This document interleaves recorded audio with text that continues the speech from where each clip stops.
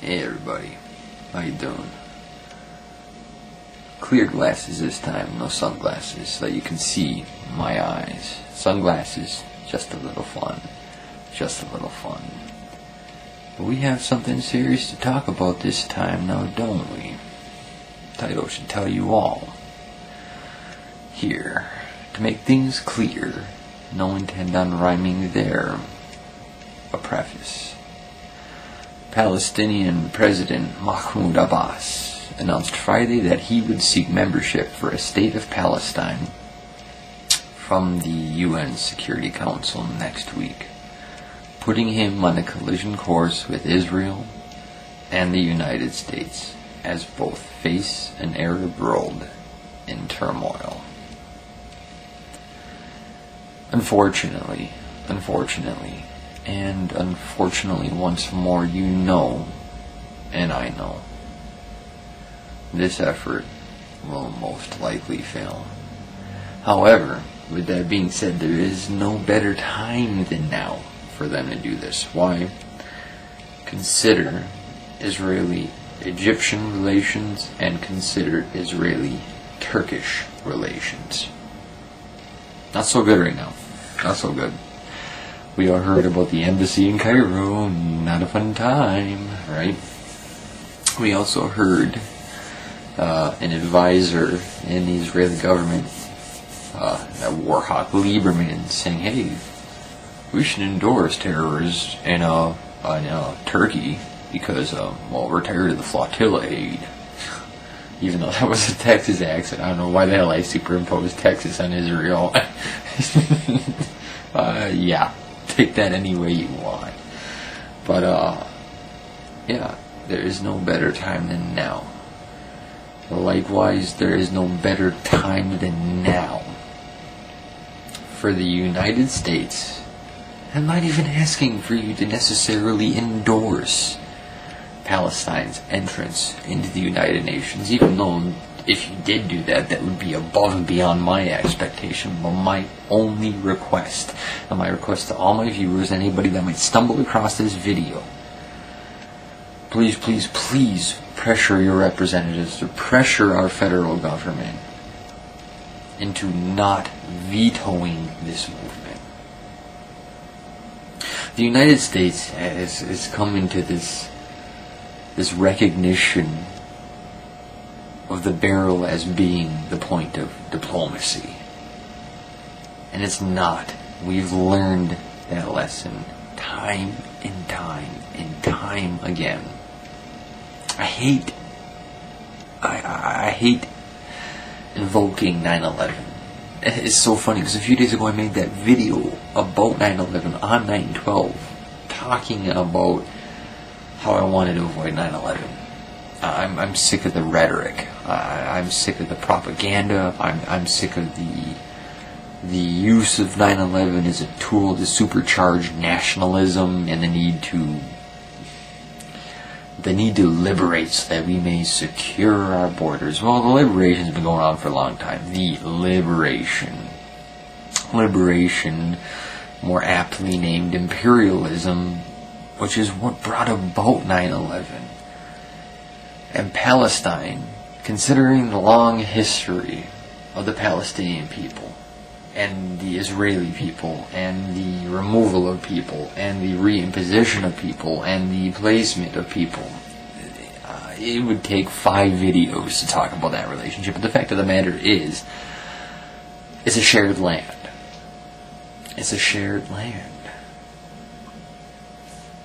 And yet, one group, with the support of a supergroup, has been shrinking the other people's land, therefore fostering tension and aggression towards both parties, one party included being the United States.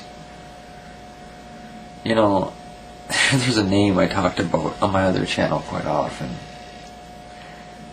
It was a girl, a woman that should be admired by all. Her name was Rachel Corrie. Rachel Corrie was an American citizen who went over to Israel, went over to places like Gaza, went over to places oppressed, and put her life on the line to protect innocent people, because we have it in our head that all Palestinians are terrorists, and all Iranians are terrorists, and all Syrians are terrorists. Well, how do you feel about every one of them thinking that you are a gun-toting, red meat-eating fucking cowboy? How would you... You get the idea. You get the idea. We're not that, or at least we're not all that, right? But anyway, Rachel Corrie goes over there to aid the Palestinians in protest. It was an American-built Caterpillar purchased by the Israeli government, I'm sure for a fair price, considering our military ties with the Israeli government, that ran her down, ran her over, killed her. And the Israeli government killed an American citizen. You don't hear about it.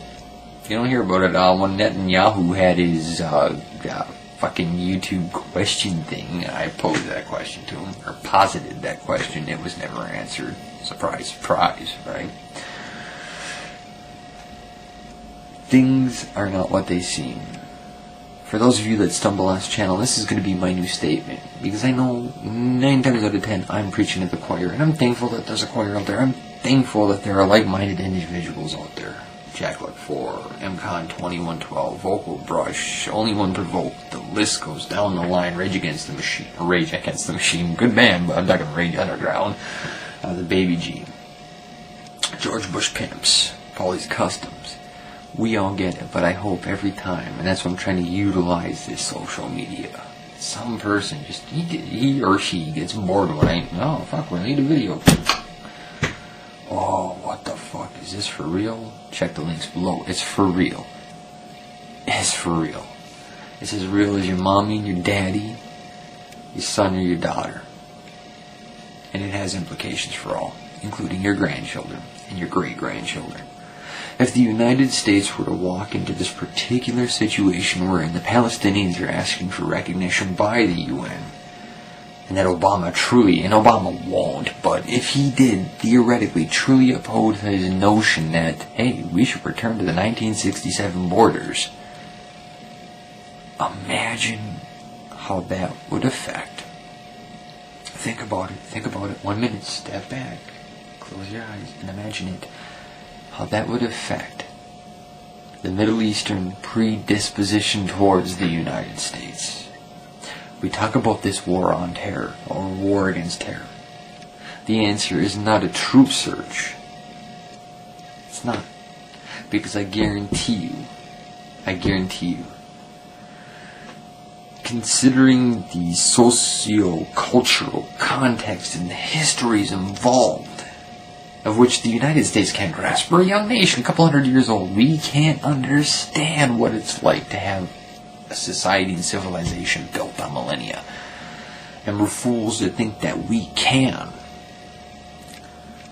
But imagine, seriously, if the United States, instead of rolling in with the M1 Abrams, as magnificent a mechanism as it is, or flying over with the F-22 Raptor, or fleets coming in from wherever, said, hey, we're going to recognize you as a state. Or at the very least, we're not going to veto your recognition. We're going to let you fight for your merits and present your case. And mind you, people, they're not terrorists. They're not all terrorists. Yeah, I'm sure there are some terrorists, but guess what? There are American terrorists, but there are people suffering. Man, I'm going to see if I can find some documentaries that I watched before on Gaza and the Palestinian experience. Put them below, and please go watch them and realize what really goes on there. But if America did that, I guarantee you that would be a bigger step in combating the war on terror than any gun could ever make, any plane could ever make, any warship could ever make. If the United States stepped back and said, Israel, number one, shut the fuck up for a minute. Shut the fuck up. Number two, Palestine, alright, let's hear what you gotta say.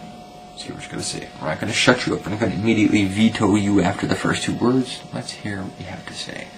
And maybe, just maybe, we'll abstain. And let the rest of the people do what they gotta do. And maybe even further, and I know this is pure fucking utopia, we'll say, hey, We give you the seal of approval. People, all I'm saying is this, because I know I'm going to get blasted, and I think I said this in my last video, because I talked about Israel already once tonight. I'll be called an anti-Semite and as a freaking and I know what I said in the last video too. I've talked to his citizens of Israel on here who are in complete agreement with what a lot of us have to say. But just take a step back, people. My friends, look at the news article, look at the events, look at the guns, look at the potential support, and say, hey, how are we going to foster friendship? Are we going to foster it with this? Or are we going to foster it with this? Think about it. That's all I got for now. Later. Peace.